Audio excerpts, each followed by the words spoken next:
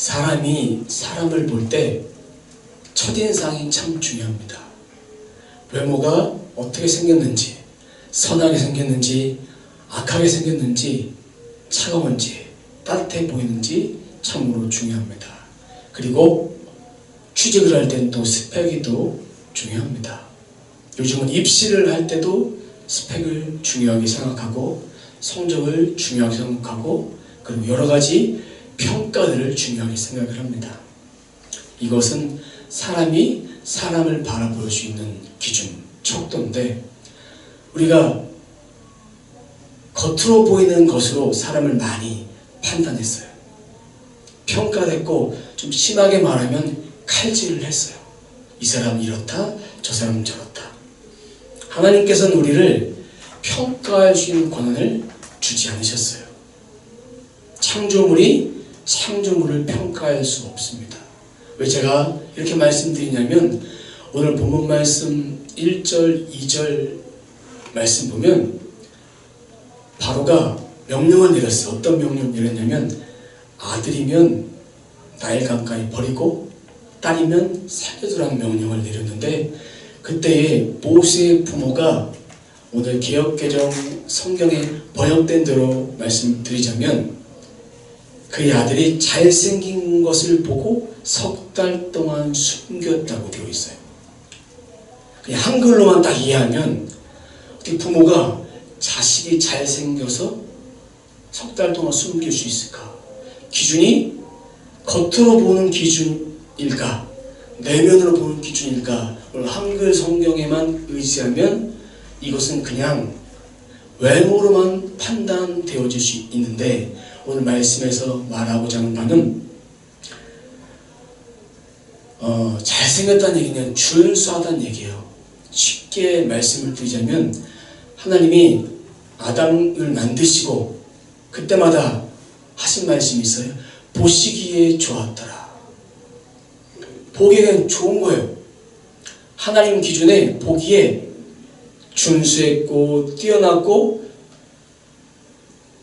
그 기준에 맞는 사람이 태어난 거예요.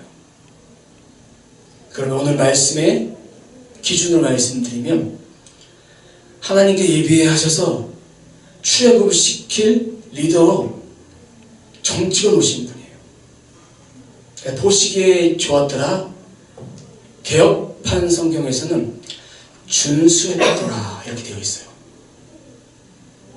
외모뿐만 아니라 보여지는 풍채가 내적인 탁월함이 하나님이 준비하신 그 사람이다라고 점찍어 놓으신 거예요. 그래서 석 달 동안 키웠어요. 근데 오늘 말씀해 보면 우리가 좀 자식을 소개할 때 구약의 방식으로 말하면 누구누구의 자식 누구다. 누구누구의 지파 누구누구의 아버지고 누구누구의 아들이다라고 보통 소개되어 있는데 1절 말씀 보면 이렇게 되어 있습니다. 레위 가족 중 한 사람이 가서 레위 여자에게 장가를 들어. 오늘 말씀에서는 모세의 출생만 언급하는 거예요. 그의 부모가 중요하지 않은 게 아니라 모세의 출생만. 눈치가 빠르신 분은 눈치를 채셨을 거예요. 왜 모세만 기록했을까? 모세가 출애굽 사건을 이루기 위해서 그의 일생에 중요한 부분만 여기서 다루게 하신 거예요. 모세를 살리느냐 죽이느냐 중요한 문제입니다. 모세를 살리기 위해서는 나일 강가에 버려야 될까 아니면 계속 키워야 될까요? 계속 키워야 돼요.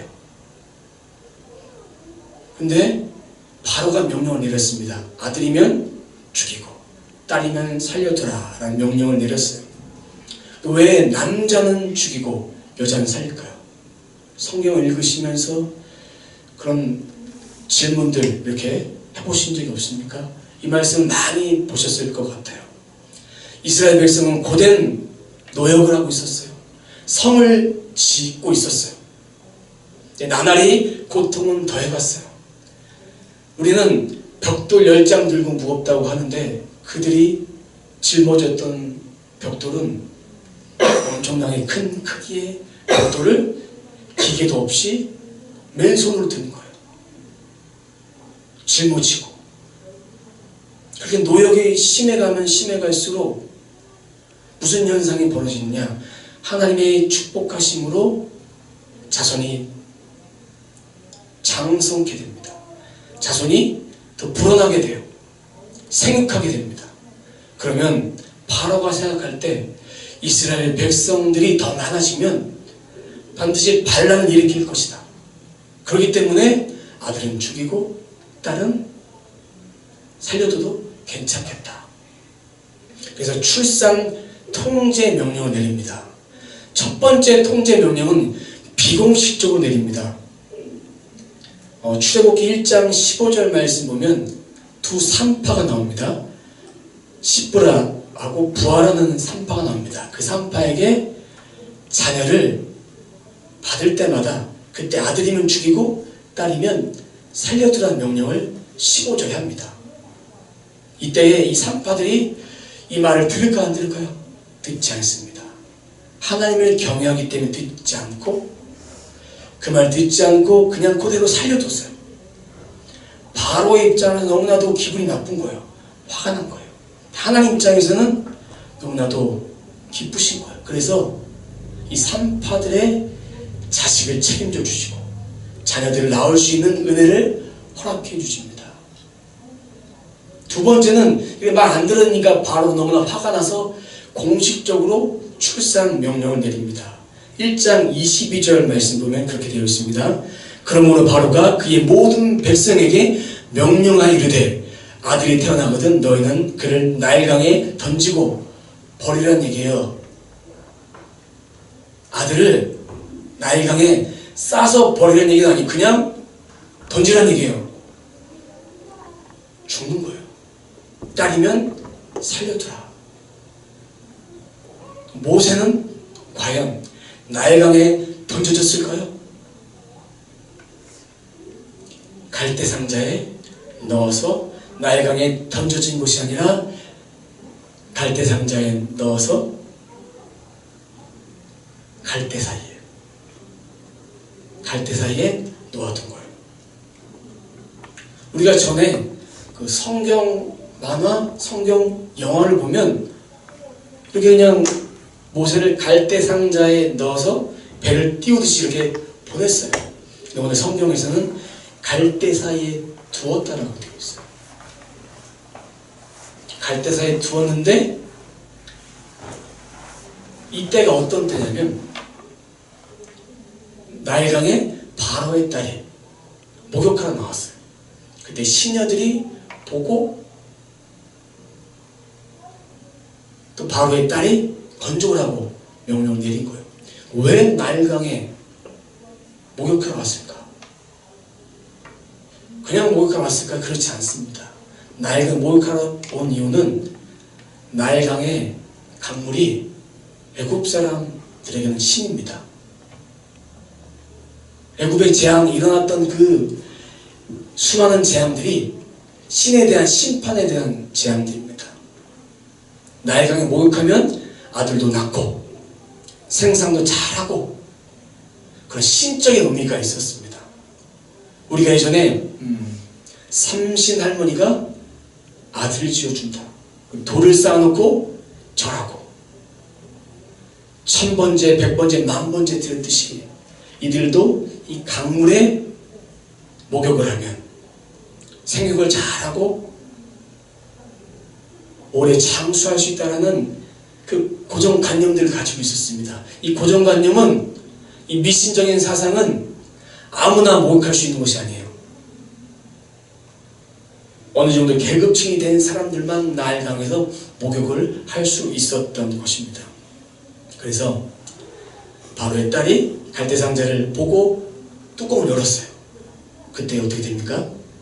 모세가 옵니다. 아기가 울어요. 얼마나 힘들었겠어요. 깜깜한 상자에 아기가 있었다고 생각해 보세요. 만약 여러분들이 이 갈대 상자에 있었다고 생각해 보세요. 장성한 뒤에 관을 만들어서 관 속에 있었다고 생각해 보세요. 얼마나 두렵겠습니까?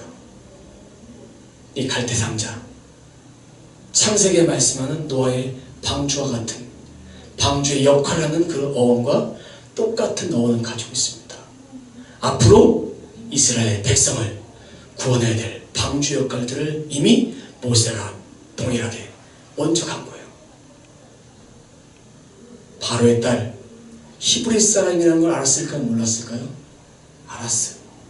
근데 왜 건졌을까? 왜 아들 삼았을까? 오늘 말씀해 보면 긍휼의 마음을 얻게 하셨어요. 첫 번째고, 두 번째는 그가 아들을 낳을 수 없기 때문에 양자를 삼을 수밖에 없는 거예요.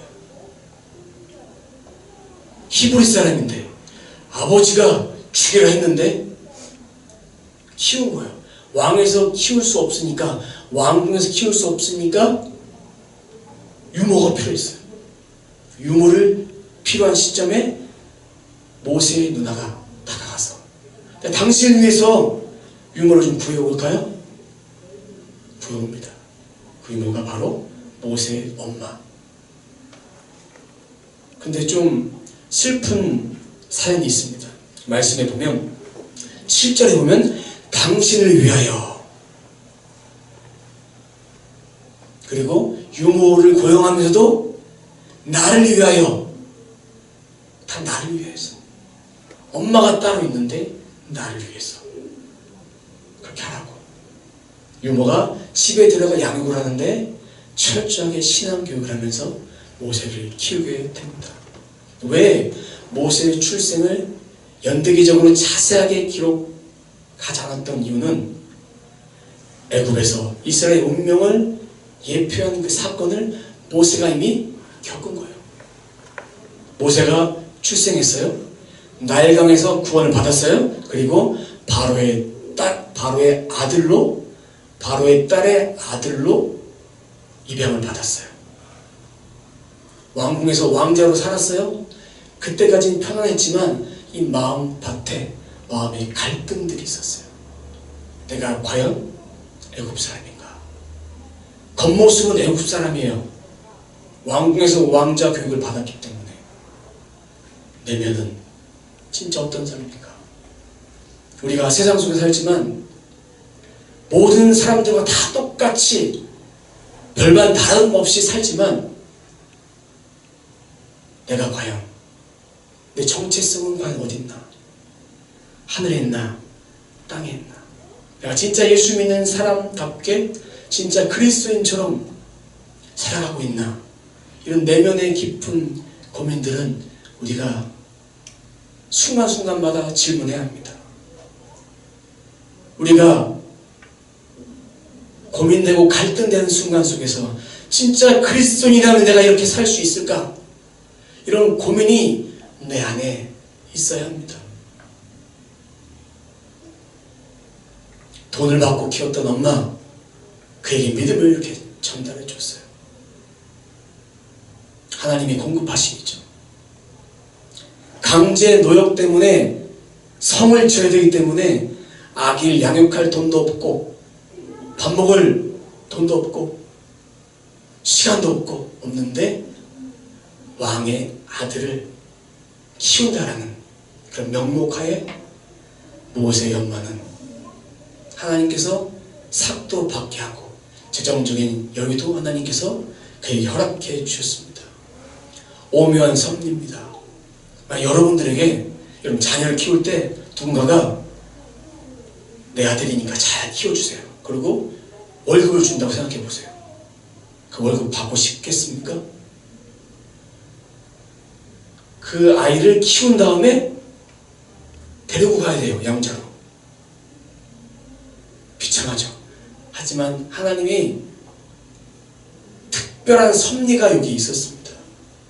모세를 교육시키고 모세를 세우기 위해서 하나님의 특별한 섭리가 이곳에 있었습니다. 공급자는 하나님 되십니다. 삶 가운데 무엇을 해보려고 해도 하나님이 이끌어주지 않으면 할 수 없듯이 모세를 사용하기 위해서 모세를 하나님의 자녀로서 다시 한번 그의 백성을 이끄는 리더로 사용하기 위해서 훈련시킨 거예요. 배워야 될 것을 공부하게 하고 스펙을 갖추게 하고 경험을 갖추게 한 다음에 하나님께서 그에게 놀랍게 쓰도록 자기 신앙의 정체성을 확인하도록 그렇게 만들어 주신 것입니다. 모세의 이름은 누가 지었을까요? 성경적 이름일까요? 모세가? 10절 말씀 보면 그가 그의 이름을 모세라 하여 이르되 이는 내가 그를 물에서 건져내었음이라 하였더라. 바로의 딸이 지은 거예요. 애국말로 모세스, 모는 물입니다. 우세스는 건짐받은 자. 모세스.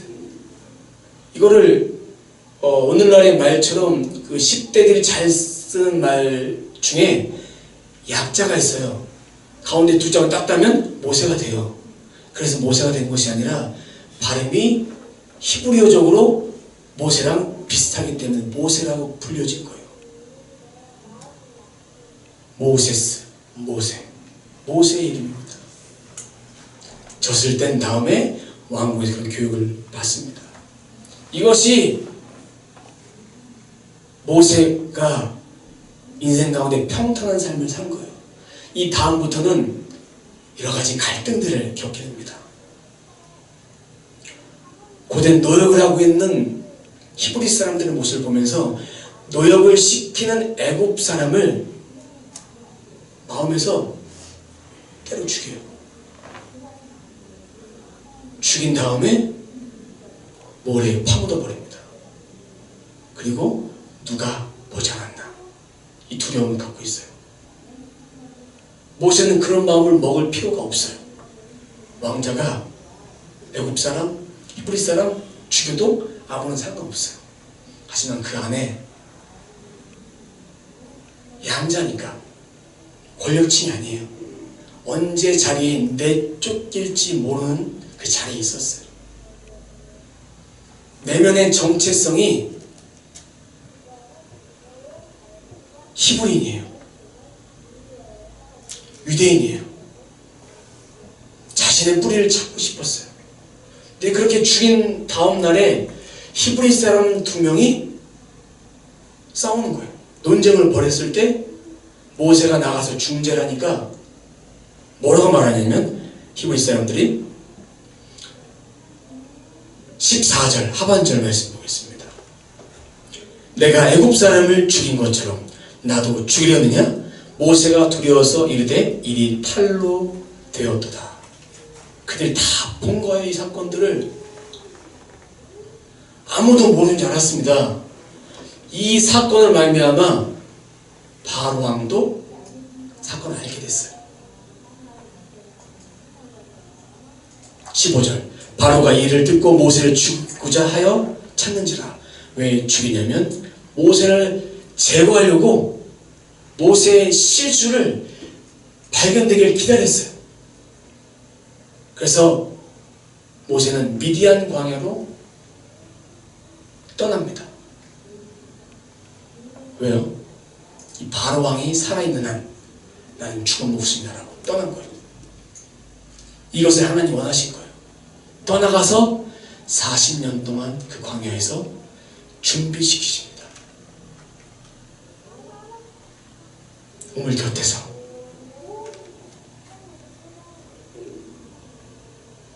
왜 우물 곁에 있었을까? 성경을 읽으실 때 우물이라는 것은 희망이라는 메시지가 있습니다. 광야에서는 생명의 메시지예요. 이 물이 없으면 죽는 거예요. 우리는 물 먹고 싶으면 편의점 가서 물 사 먹으면 돼요. 그 당시는 오아시스가 없으면 물 먹을 수가 없어요. 그 물, 생명 같은 그 물, 희망, 미래를 상징한 하나님의 특별한 메시지가 있는 거예요. 우리 삶 가운데 광야같이 힘든 삶이라면 하나님은 우물을 준비해 놓고 우리가 원하는 것이 아닌 하나님 원하시는 귀한 뜻들을 발견되도록 훈련하는 기간들이 하나님이 갖기 원하시는 거예요. 이 광야에서 이 우물에서 무슨 일이 일어났냐 봤더니 미디안 제사장 7딸들이 양에게 물을 먹이려고 양을 끌고 왔어요. 이 고대에서는 여성들이 양을 끌고 와서 물을 먹입니다. 양이 끌고 오는데 힘들죠. 남자가 해야 될 것이 정상적이라 생각하지만 이 당시에 사람들은 여자가 합니다. 여자가 더 힘센 일들을 합니다. 끌고 와서 물을 먹이는데 그 주위에 목자들이 있었어요. 괴롭힙니다. 쫓아내요. 이때 모세가 도와줍니다. 미디안의 7딸들을 도와줘요. 그래서 양의 물을 먹이고 나서 이 사건들을 아버지한테 얘기를 해요. 아버지한테 얘기를 했을 때 아버지가 뭐라고 말하냐면 20절 하반절 말씀 보면 그를 청하여 음식을 대접하였더라. 정성대의 집으로 초대해서 밥 한 번 사준 것이 아니라 콜링하는 거예요. 부른 거예요. 마음에 드니까. 마음에 들어서 그의 첫째 딸 시보라와 결혼을 시켜요. 그곳에서 나왔던 첫째 아들이 22절에 게르솜이에요. 그 게르솜의 뜻 22절에 나옵니다. 내가 타국에서 나그네가 되었습니다. 모세의 실상을 보여주는 거예요. 모세는 나그네로 40년 동안 그곳에 있습니다. 우리는 나그네로 이 땅의 삶을 살게 됩니다. 내가 나그네로 살지만 이 땅이 내 집이 아니에요. 찬송가에 그런 가사 있죠. 이 세상 내 집 아니니. 가사는 잘 기억이 안 나는데 나그네의 삶으로 본향으로 갈 준비를 하는 자들인데 우리는 나그네 삶을 살면서 이 세상의 삶이 다라고 생각하고 많은 것을 누리며 많은 것을 이 땅에서 잘 살고자 하는 그런 마음들을 누구나 가지고 있습니다. 세상에 속한 자로 살 것이 아니라 영원한 아버지의 나라를 갈 그 나그네의 사명이 우리들에게 있는 거예요. 모세가 그런 심정으로 40년을 기다렸는데 자신의 부르심이 40년 동안 준비시킨 하나님의 뜻을 이때는 알지 못했어요. 여러분이 생명을 다해서 아버지의 나라 가기 직전에 일어날 힘이 없어서 병상에 누워서 한마디 하라고 한다면 뭐라고 자손들에게 남기고 싶습니까? 저는 제가 읽었던 그 성경책을 남기고 싶어요. 이 성경. 그러면서 한마디, 지난주 설교 마지막 부분에 했던 그 말, 예수 잘 믿어라. 그리고 저는 떠나고 싶어요. 그리고 제가 사역지 가운데 부목사 사역, 전도사역 하면서 아이들에게 마지막으로 남겼던 동일한 말이 있어요. 나는 잊어도 예수님 믿지 마라. 그리고 저는 이렇게 사임 인사를 했던 그런 기억이 있습니다. 이 땅의 삶은 얼마 남지 않았어요. 나그네 삶이기에 우리가 붙잡아야 될 것은 예수님인데 정확히 말하면 우리가 예수님 붙잡는 것이 아니라 예수님께 우리가 붙들리는 거예요. 그러면 되는 거예요. 우리 예수님을 붙잡을 수가 있어요. 우리의 자력으로 붙잡으려 하면 내가 힘들면 이 손을 놓을 수밖에 없습니다. 주님이 우리를 붙잡아 주시면 그 손 놓지 않고 주님의 길을 온전히 걸어갈 수 있습니다. 그렇게 고통 속에 있는 이스라엘 백성들 하나님이 돌보셨어요. 돌보신 이유 딱 한 가지예요. 아브라함과 이삭과 야곱에게 약속하신 430년 전에 약속하신 그 약속 때문에 24절 때문에 그런 거예요. 그 언약 때문에 우리를 사랑하신 이유도 이 언약 때문에 사랑하신 거예요. 우리가 예뻐서 우리가 믿음 생활 잘해서 하신 것이 아니라 이 언약 때문에 우리를 구원하시고 이 언약 가운데 우리가 들어와서 예수님을 구주로 고백했기 때문에 이 사랑 우리를 품어주신 거예요. 그것 때문에 430년 전에 그 약속 때문에 하나님께서 이스라엘 백성에게 무한하신 사랑을 베풀어 주신 거예요.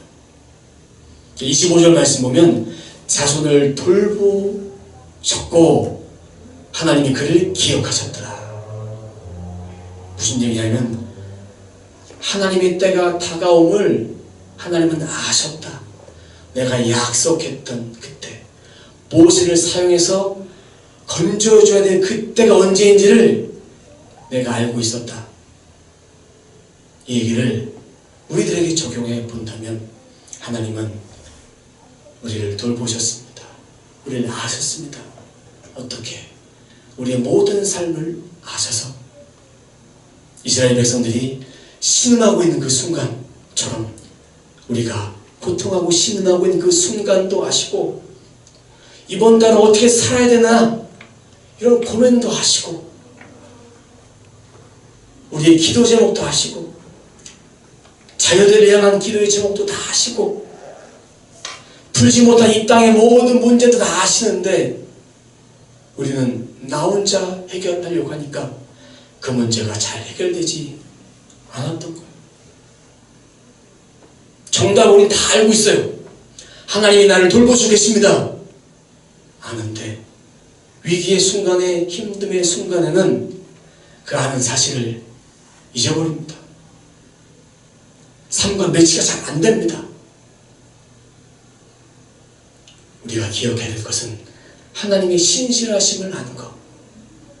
하나님 나와 함께 하시니까 내가 어려움 당해도 내가 좀 힘들어도 이겨낼 수 있어. 하나님 해결하실 거야. 모세를 죽음의 고비에서 이끌으신 하나님께서 나에게 갈대 상자를 주실 거야. 건져 주실 거야. 방주로 들어오게 하실 거야. 이런 믿음이 우리 가운데 있어야 합니다. 약속하신 그 신실함을 하나님 오늘도 지켜내긴 하십니다. 하나님을 사랑하는 자에게 무한한 사랑을 베풀기 원하십니다.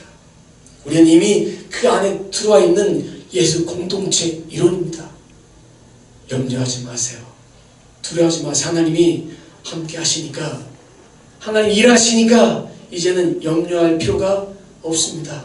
왜요? 하나님은 문제, 상황, 삶, 인생, 시간 모든 것을 우리보다 앞서신 분이에요. 우리 이미 만드셨고 이끌어 가신 분이기 때문에 앞서 행하시는 하나님만 바라보고 뒤따라가면 됩니다. 그러기 위해서 우리에게 필요한 거 영적인 양식, 영적인 양식 마음에 담고 이 말씀대로 살아야 되는데 우리 삶 가운데 펼쳐진 이 삶이 진짜 영적 전쟁같이 원수마귀, 사단마귀가 나를 넘어뜨릴 때가 너무나 많습니다. 별것도 아닌데 내 마음을, 감정을 상하게 해요. 예수님 안에서 살아야 되는데 괜시리 미워져요. 이런 마음들이 우리 가운데 밀려옵니다. 여기 가운데 승리해야 합니다. 우리 믿음이 이만하면 됐어 이런 것도 우리가 버려야 될 것입니다. 우리를 통해서 일하기 원하신 하나님께서 우리를 통해서 영광 받기 원하시는 거예요. 우리가 잘나서 된 것이 없는 거예요. 내가 잘나서 1등 한 거 아니에요? 내가 잘나서 이만큼 사는 것이 아니에요? 내가 좋은 일 많이 해서 내가 말씀대로 순종해서 그런 것이 아니라 하나님의 값없이 주시는 은혜예요. 이 은혜. 저도 제가 기도의 재단을 많이 쌓아서 은혜를 주셨다 그 생각했던 교만함 말씀을 준비하면서 이번 주 하나님이 이렇게 깨게 하셨어요. 여러분 마음 가운데도 하나님의 그 은혜를 우리가 다 누렸으면 좋겠습니다. 오늘 주의 말씀을 통해서 내가 이렇게 몸부림치며 살겠습니다. 하나님께 끝까지 붙어 있겠습니다. 하나님 나를 책임져 주시옵소서. 이런 마음 우리는 이 땅의 생명 다할 때까지 살아가야 합니다. 모세를 책임주셨던 하나님, 우리를 반드시 책임져 주셔서 이 땅의 모든 삶 가운데 이기고 남을 수 있는 그런 인생들 다 되어지기를 주님의 이름으로 축원합니다. 우리가 오늘 말씀을 생각하면서 한 가지만 기도하도록 하겠습니다. 하나님, 내 삶을 책임져 주시옵소서. 이번 한 주의 삶을 책임져 주옵소서. 그 힘 가지고 제가 살겠습니다. 저 때문에 하나님이 잘해주신 것이 아니라 축복해주신 것이 아니라 하나님의 은혜 때문에 내가 축복받았음을 기억하며 감사함으로 고백을 올려드리도록 하겠습니다. 다 같이 이 한 가지 기도 제목 놓고 합심해서 기도합니다. 다 같이 기도합니다. 하나님 감사합니다. 하나님 감사합니다. 하나님 베풀어 주신 구원 은혜 때문에 내가 이 땅에서 장수하고 이 땅의 은혜를 누렸습니다. 모세를 준비하셨던 하나님, 모세를 구원하셨던 하나님, 모세를 준수하게 하셨던 하나님, 모세가 잘나서 구원하신 것이 아니라 하나님의 은혜로 그를 선택했기 때문에 구원하셨고 하나님의 경륜 과정 속에서 인도하셨습니다. 나를 사랑하시고 나를 구원하셨던 이유가 내가 주 앞에 아버지 믿음대로 살아서가 아니라 하나님의 자녀로서 이 땅의 삶, 자녀로서 이 땅의 삶을 살면서 하나님의 은혜를 풍성히 누리며 살 수 있도록 그렇게 이끌어 주셨기에 하나님 되었습니다. 하나님, 내 기도 제목이 신실하고 거룩하고 구별돼서 마음에 들어서 응답하신 것이 아니라 하나님이 나를 사랑하시기 때문에 내 기도에 응답하셨음을 기억하며 우리가 말씀보다 하나님보다 성령보다 아버지 믿음보다 더 없어지지 않도록 도와주옵소서. 내가 이 땅에 살면서 참된 믿음을 소유하며 살 수 있도록 도와주옵소서.